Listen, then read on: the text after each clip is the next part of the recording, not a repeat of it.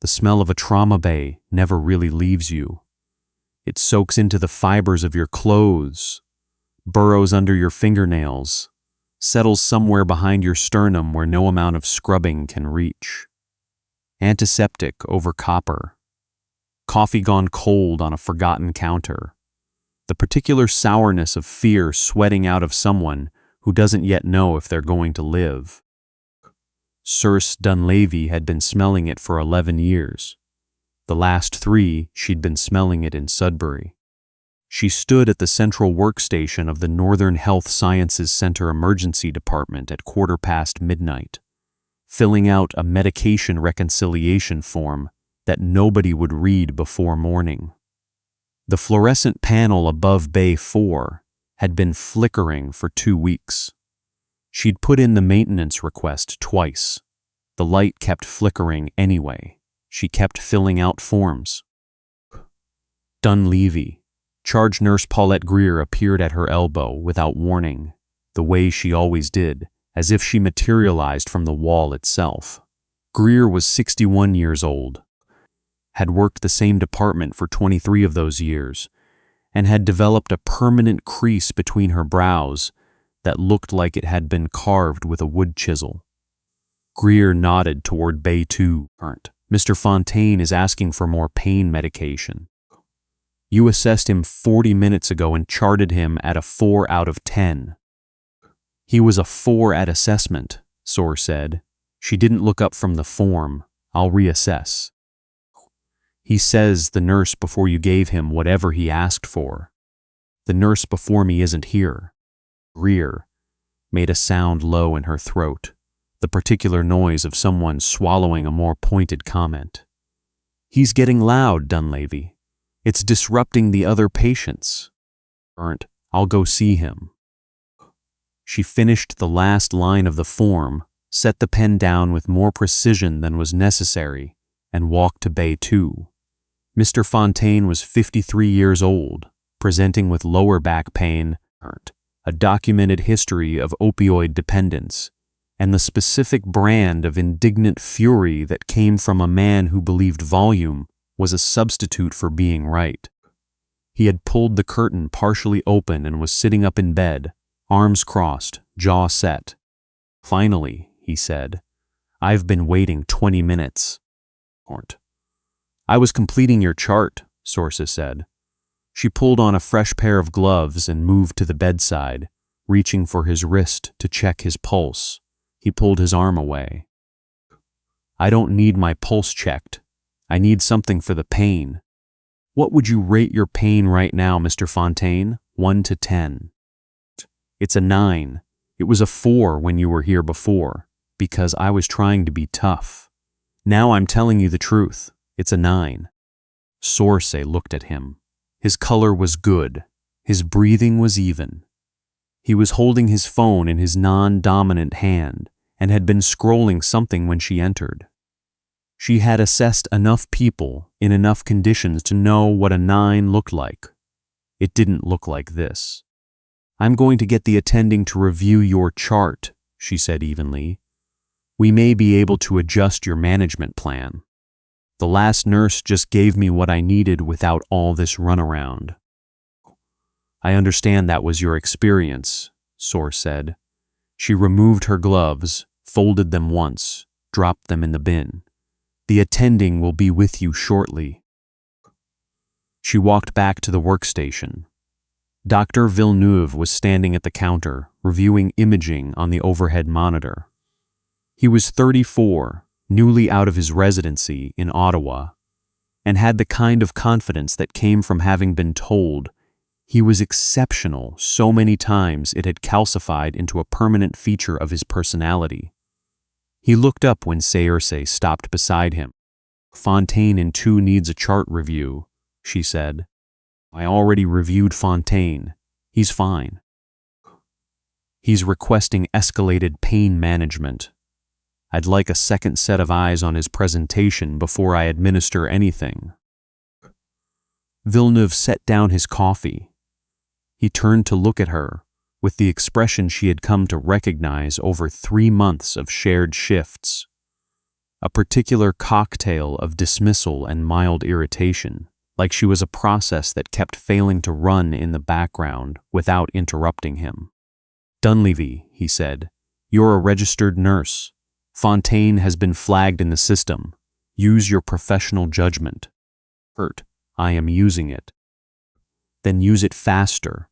We have 4 people waiting in triage." He picked his coffee back up. "And if you're going to second-guess every chart I sign, this is going to be a very long year for both of us." Warrant. Saoirse turned back to her workstation. She sat down. She opened Fontaine's chart. She documented her reassessment, her clinical rationale, her request for attending review, and the time of each action, in the precise, comprehensive way that had once made a supervising sergeant tell her she was the most thorough record keeper in the forward operating base. That had been in Kandahar. There had been no fluorescent lights there. There had been no coffee machine, or triage flags, or charge nurses with wood chisel frowns. There had been a tent with inadequate ventilation, a portable suction unit that cut out every third use, and casualties who arrived faster than any system could process them. She had managed. She was managing now, which she supposed was the common thread. Greer drifted past the workstation an hour later and paused. She looked at Saoirse's screen without asking if she could. "You're still on Fontaine's chart?" "I'm documenting thoroughly." "I've been watching you work," Greer said. She crossed her arms over her clipboard. "You move like you're walking on ice, like you're afraid to commit to a step." She tilted her head. "Where did you train?" "Completed my RN at Dalhousie," Saoirse said. "Before that?" Saoirse looked at her. "I worked in community health in Nova Scotia." It was true, technically. She had worked in community health in Nova Scotia for 8 months after she'd been released from service. She had held a blood pressure cuff on elderly veterans in Dartmouth community centers and scheduled referrals for people who couldn't get off waiting lists. It had been quiet work. She had needed quiet work. Greer made the noise again, the swallowed comment, and moved on. Call came at 2:47 a.m. It didn't come as a siren. It came as a vibration, a deep, low-frequency shudder that moved up through the floor tiles and into the soles of Saoirse's shoes before the emergency phone at the charge desk had even started to ring. She felt it and went still. She recognized that frequency. She hadn't felt it in 3 years, but the body doesn't forget the things that have threatened to kill it. Greer snatched the phone. Her face went through 3 distinct transformations in the space of 10 seconds. Annoyance, comprehension, and then a particular ashen blankness that Saoirse had only ever seen on civilians who had just been told the actual scale of a thing. "How many inbound?" Greer said into the receiver. A pause. "We have 2 trauma bays open." "No, I understand. I'm telling you our capacity." Another pause. Longer. She looked up. Her eyes found Saoirse's across the room. Something shifted in her expression, a recalibration she wasn't aware she was making. Understood. ETA 9 minutes. She set the phone down. "Train derailment," she said, raising her voice across the ER. 12 kilometers north on the CN line. Freight cars carrying industrial pressurized tanks. 2 have ruptured. We have casualties inbound. Crush, blast, chemical exposure. 5 rigs minimum, ETA under 10 minutes. Clear the halls. Everyone moves. The ER fractured into noise. Villeneuve's coffee hit the counter at the wrong angle and sloshed across his wrist. A third-year medical student who had been observing quietly in the corner visibly stopped breathing. Greer was already on the phone to the on-call trauma surgeon. Saoirse stood up. She pushed her chair in. The noise of the room didn't disappear, but it reorganized itself in her perception. sorting into signal and static the way it always did when the thing she'd been built for finally arrived. Her heart rate dropped. Not from calm, exactly. From recognition. She walked to the trauma supply cabinet, opened it, pulled out 2 large-bore IV kits, a chest tube tray, a surgical airway kit, and 4 units of O-negative packed cells from the mini-fridge below, and set them on the rolling cart with a quiet, methodical efficiency that had nothing to do with the controlled chaos expanding behind her. "What are you doing?" Villeneuve appeared at her elbow. He was pulling on a gown, the strings tangled. "We don't stage supplies preemptively, we pull per patient." "We'll need these per patient," Saoirse said. She moved the cart to the threshold of Trauma Bay 1. "Blast injuries with crush component. We'll have hemopneumothorax presentations.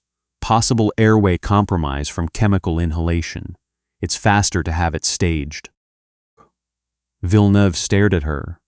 "And you know this because you're a new grad who's been here 3 months." The ambulance bay doors blew open. The smell arrived before the sound. Burning insulation, ruptured hydraulic fluid. The cold mineral bite of lake water mixed with something chemical and acrid that sat on the back of the throat like a fist. It was not a hospital smell. It had no business being in a hospital. Saoirse pulled on her gloves. The first stretcher came through. Man, 50s, forearm crushed between 2 freight cars, tourniquet applied in the field, pale and glassy, stable enough. She waved him toward Bay 1 and pointed at Villeneuve. The second stretcher came through, and she moved to it without instruction. Woman, late 30s, unconscious. Her chest wasn't moving right. The paramedic riding with her was pressing a sealed dressing over a wound on the left lateral chest wall, and even through 2 pairs of gloves, Saoirse could see the man's hands shaking. "Left tension," Saoirse said. "Not a question." "We think so. She went down fast, O2 sats in the 60s, she." Bay 2. Saoirse was already moving alongside the stretcher, her hand going to the woman's neck. Carotid pulse, rapid, thready, wrong. Trachea deviated to the right. "I need a 14-gauge angiocath now." The medical student had followed her into the bay. He was holding a package of gauze, like it might protect him from something. He stared at her. "Hop drawer," Saoirse said. "Angiocath, 14-gauge, pull it." He pulled it. Saoirse found the second intercostal space at the midclavicular line with 3 fingers, pressed her thumb into the landmark, tore the packaging off the needle with her teeth, and decompressed the chest. The hiss of escaping air was immediate, violent, and exactly correct. The woman's oxygen saturation monitor climbed from 61 to 88 in under a minute. Saoirse was already pulling the chest tube tray toward her. "You need the attending for that," the paramedic said. He had both hands up like she had pointed something at him. "The attending is managing the crush injury next door," Saoirse said. She snapped on a fresh pair of sterile gloves. "And she needs this chest tube in the next 4 minutes, or the decompression won't hold. Hand me the scalpel." The paramedic hesitated. Saoirse looked at him, not with anger, not with impatience, with the flat, specific authority of someone who had made this exact call in conditions where the consequences of hesitation were not theoretical. He handed her the scalpel. She made the incision between the 4th and 5th ribs, mid-axillary line, with a controlled, deliberate lateral motion. 1 finger sweep to confirm the pleural space. The tube went in, secured, connected. A rush of dark blood and air flooded the collection canister. The woman's color shifted from gray towards something approaching human. "Bag her," Saoirse said to the student. He moved. He was actually useful, now that he had something concrete to do. Greer appeared in the doorway. She looked at the chest tube. at Saoirse's hands, at the improving sats on the monitor, and said nothing for a long moment. "Villeneuve is going to write you up," she finally said. "The patient is stabilizing," Saoirse said. She was irrigating the insertion site, checking the tube position by sound. "He can write whatever he needs to write." "You operated outside your scope. She'd be coding by the time we got an attending in here." Saoirse tied the anchoring suture with the same precision she'd used on a dying sergeant in a field hospital outside Spin Boldak in 2017, in the dark, while the base perimeter alarm was screaming. "Document the time of chest decompression and tube insertion. I'll sign the chart." Greer stayed in the doorway. She looked at Saoirse's hands again, the knuckles, the small crooked angle of the left ring finger that had healed wrong after a fracture. Nobody had had time to properly set the faint burn scar on the dorsum of the right hand that didn't come from a kitchen accident. She opened her mouth, closed it, and left. By 4 a.m., the surge was controlled. 2 patients in surgery, 1 transferred to Sudbury Regional via air. The rest were stable, charted, managed. The ER smelled like a disaster zone and looked like one too. Blood on the floor of Bay 2, packaging split and strewn. The good trauma scissors somebody had left in a Sharps container by mistake. Saoirse was at the sink in the staff room, scrubbing iodine from her forearms when Villeneuve walked in. He stood in the doorway with his arms crossed. He was still wearing his gown. "You want to explain to me what happened in Bay 2, he said. The water was very cold. She watched it run over her knuckles. "Patient presented with left tension pneumothorax. I needle decompressed, then placed a chest tube when decompression didn't hold independently. She's in surgery now, with both lungs inflating." "You placed a chest tube?" "Yes." "That is not within your scope of practice as an RN in this province." Clinically, it was the right call. Clinically. He stepped into the room. "Dunleavy, I have been trying to give you the benefit of the doubt for 3 months. You are slow, you are uncommunicative, you question every order I give, and now you are performing surgical procedures on my patients. This is not a cowboy operation. This is a hospital." Saoirse dried her hands. The paper towel caught on a hangnail. She pulled it loose. "Hurt. The patient retained both lungs and a viable blood pressure," she said. "Well, I don't care. You got lucky." She looked at him then. For one clear, steady second, she allowed herself to look at him the way she would have looked at any other situation that required honest assessment. He was 34 years old. He was good at his job in the contained, controlled conditions that residency trains you for. He had never made a decision in a place where the wrong one meant someone died before the next blink. "Write up whatever you need to write," she said. She dropped the torn paper towel in the bin. "I'll see you in the morning." She was called into the unit director's office at 8 a.m. His name was Bergeron. He had a plant on his desk that was slowly dying from overwatering, and a framed certificate on the wall from a leadership seminar in 2019. He folded his hands the way people do when they've rehearsed the folding. "Dunleavy," he said, "Dr. Villeneuve has filed a formal complaint regarding your conduct during the mass casualty event. Ms. Greer has provided a corroborating statement. You performed an invasive surgical procedure without attending authorization. This is grounds for suspension of your nursing registration pending a college review." He unfolded his hands, refolded them. "I'm going to need your badge." Saoirse looked at the dying plant. "The patient is alive," she said. "That's not the standard by which we evaluate." The window behind Bergeron's head rattled. Not from wind, from rotor wash.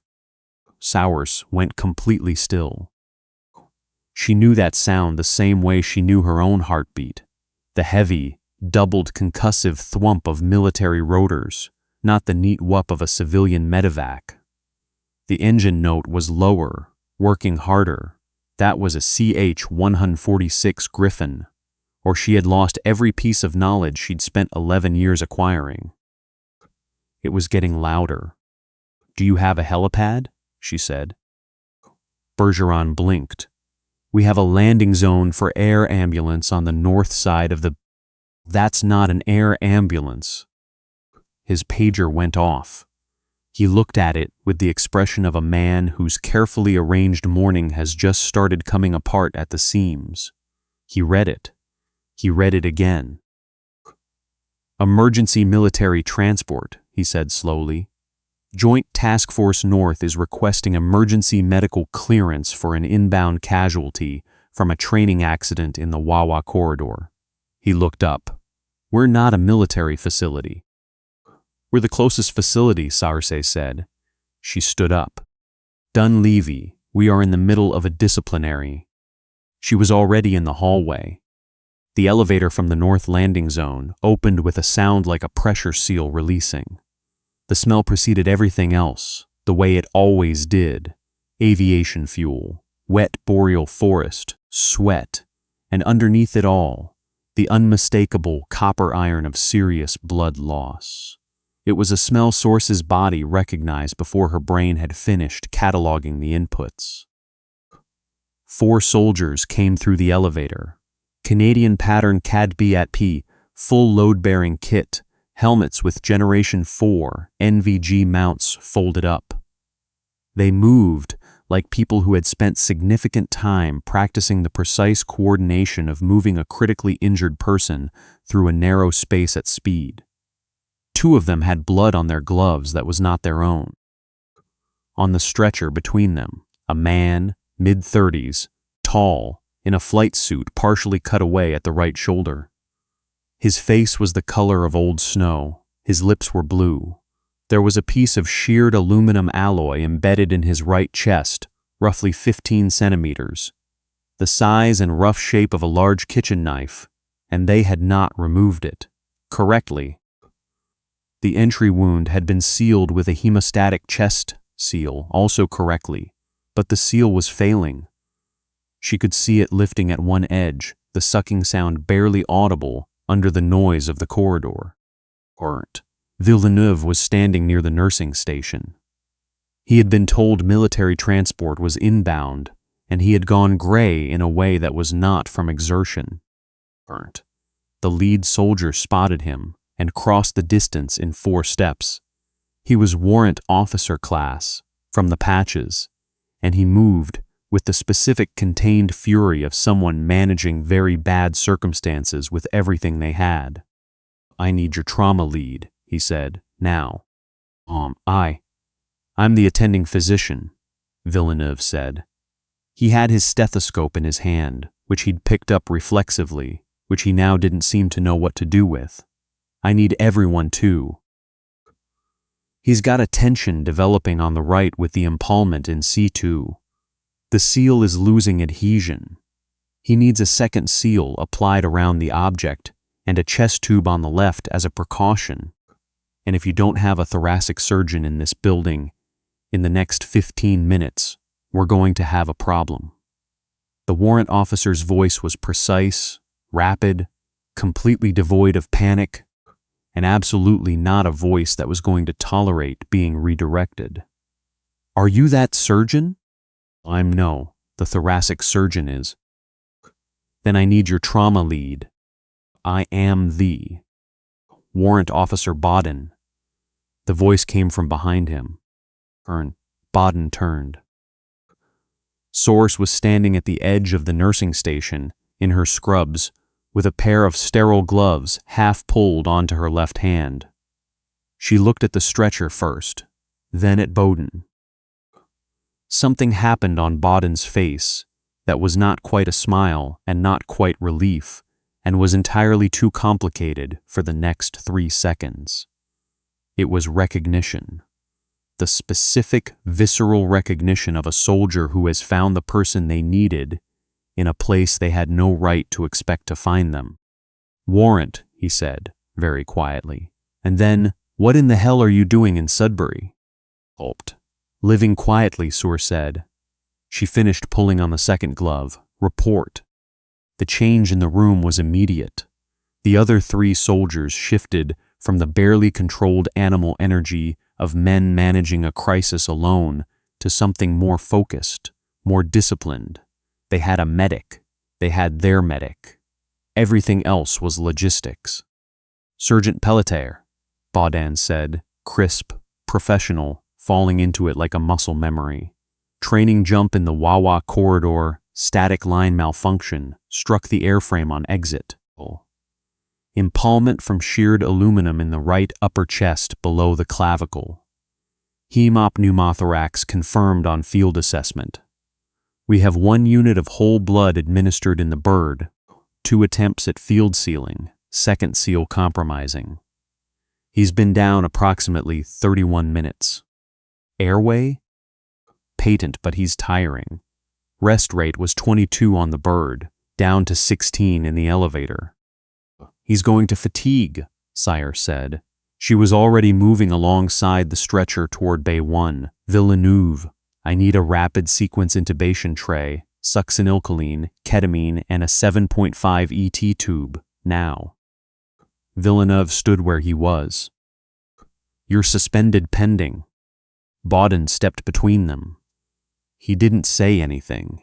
He didn't have to.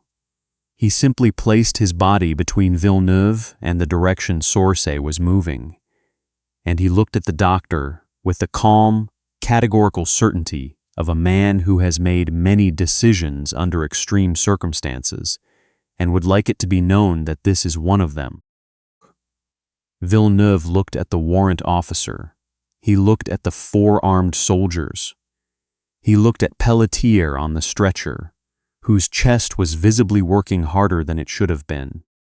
He pulled the RSI tray. Bay 1. Saoirse had Pelletier's collar open, and a fresh hemostatic seal applied around the impaled aluminum within 40 seconds. She pressed it down with flat hands, maintaining the seal perimeter, and checked his breath sounds with the other hand, holding a stethoscope pressed to his right lateral chest wall. Decreased on the right, absent at the base. "He's filling." She looked up. "Where's my ketamine?" The medical student from the night before. He had apparently not gone home, appeared at the door with a drawn syringe, and the expression of someone who has seen enough in the last 4 hours to have reconsidered several major life decisions. 30 milligrams, he said, a little too hopefully. 50, Saoirse said, and pushed the succinylcholine after on my count. She did the intubation. Pelletier's jaw was tight, the muscles in the early stages of tension from oxygen debt, and under other circumstances in a better equipped facility, she would have had more options. She had these options. She used them. The blade went in, the cords came up, the tube went through on the first pass. "Bag him," she said. The student took the bag mask and squeezed with careful, even pressure. Chest rose, both sides. "Good." "Now the tube," Baudin said quietly from behind her left shoulder. He was watching everything. He had been watching the way someone watches who has seen this before and trusts it. Saoirse moved to Pelletier's left side. The chest tube was the same motion she'd performed 4 hours ago. Same landmarks, same entry, same controlled incision, same finger sweep. The tube went in. The canister filled immediately with dark blood and air that had no business being in a pleural space. The monitor shifted. Sats climbing, heart rate steadying. The frantic, shallow waveform on the cardiac monitor eased from something terrifying towards something merely serious. Saoirse stepped back. She pulled her gloves off, dropped them in the bin, looked at her hands, the scar on the right dorsum, the crooked finger, the knuckles that were thick from years of cold and work and things she'd needed her hands, for that hands are not supposed to need to do. He needs the thoracic surgeon for the epalement removal, she said. Keep him sedated. Don't let anyone touch that piece of aluminum until they have a chest crack team ready and type-specific blood in the room.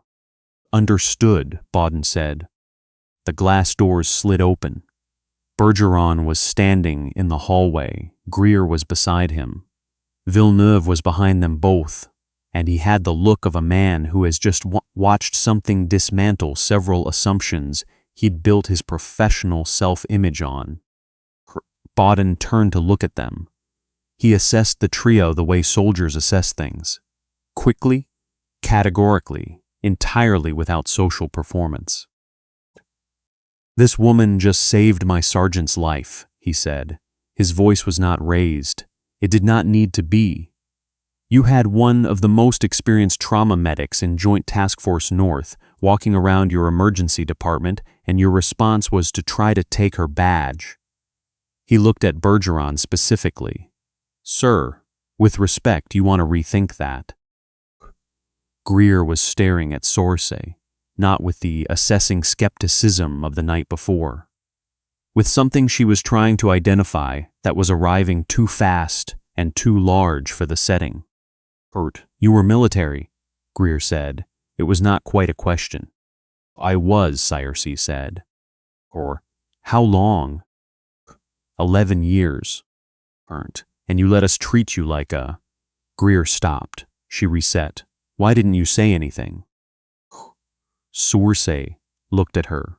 She thought about how to answer that in a way that was both true and brief. She thought about the box, the wall, the 2 years of learning to sleep, through the night again, the 8 months of blood pressure cuffs in Dartmouth community centers. I didn't need you to know, she said finally. I needed to do my job. Greer looked at the floor. Bergeron cleared his throat. Dunleavy, obviously the review is. There's no grounds to proceed with the review, given the, Sergeant Pelletier's surgeon is going to need a full procedural summary from the time of arrival, Saoirse said. She walked to the workstation and sat down. She opened a new chart. I'll have it ready in 20 minutes. Nobody said anything. Bauden found her at the workstation 40 minutes later, after the surgical team had taken Pelletier upstairs, and his 3 teammates had gone up with him and refused to leave the surgical floor until someone physically explained the procedure to them in terms they found satisfactory. He pulled a chair up beside her without asking and sat in it backwards, arms folded over the top. You look like you're trying to disappear into a spreadsheet, he said. I'm charting. You're hiding. Saoirse typed for a moment. I live here now, Bauden. This is where I live. I know. He was quiet. Outside, the first gray winter light was starting to press at the narrow windows above the ambulance bay doors. We heard you got out. Nobody knew where you landed. That was intentional. He nodded. He understood that the way soldiers understand it, not as an explanation that requires unpacking, but as a fact that needs no further commentary. Pelletier's going to want to thank you, he said. When he's extubated, tell him to send a card. Bauden almost smiled. He stood up, replacing the chair with the same quiet precision he'd carried everything else with. He looked at her one more time, at the scrubs and the workstation and the flickering panel above Bay 4 that still hadn't been fixed. Good work, he said. What you're doing here? Saoirse didn't answer. She kept charting. Behind her, she could hear Greer at the charge desk, organizing the handoff to the day shift. She could hear Villeneuve's voice in the hallway, lower than usual, saying something to the medical student that she couldn't make out. She could hear the monitor in Bay 1, steady now, reliable, keeping its uncomplicated mechanical count. She finished the chart. She started the next one. The fluorescent light above Bay 4 kept flickering. She put in the maintenance request for the third time, and she went back to work. Warrant. I keep thinking about that flickering light above Bay 4. The one Saoirse put in a maintenance request for 3 times, and nobody fixed. She just kept working under it anyway. That detail stays with me more than the surgery, more than the soldiers, more than the moment Bowden walked through that elevator and said her name like it was something he'd been carrying for a long time. There's a version of this story where Saoirse storms into Bergeron's office and makes them all feel small, where she lists her credentials and her deployments and makes Villeneuve apologize on his knees in front of everyone. I understand why people want that version.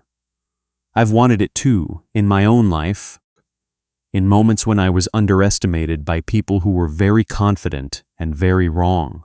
But that's not what she does. She goes back to the workstation. She opens the chart.